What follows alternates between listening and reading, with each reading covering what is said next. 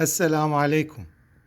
التربية الإسلامية للصف الخامس ابتدائي، حل مناقشة من السيرة النبوية، مجتمع المدينة.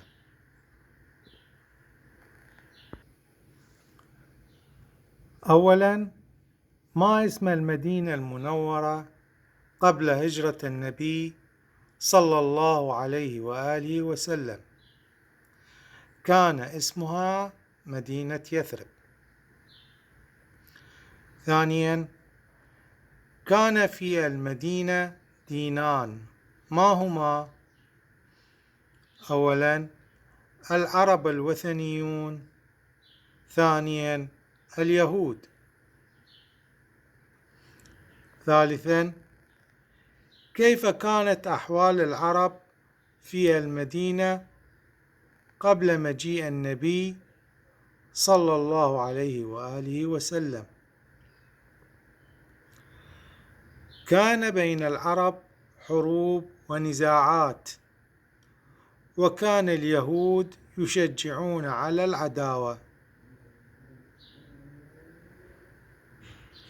وكيف أصبحت بعد مجيء النبي صلى الله عليه وآله وسلم؟ وحد النبي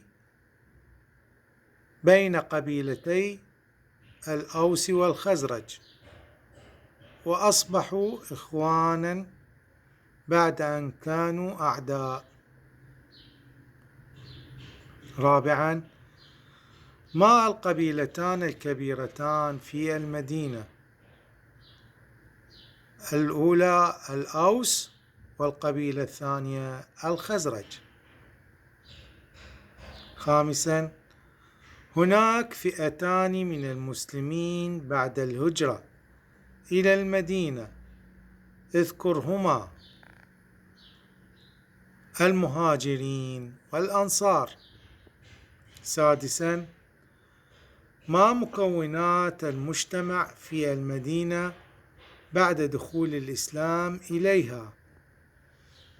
أولا، المسلمين. ثانيا، اليهود. ثالثا، المنافقين.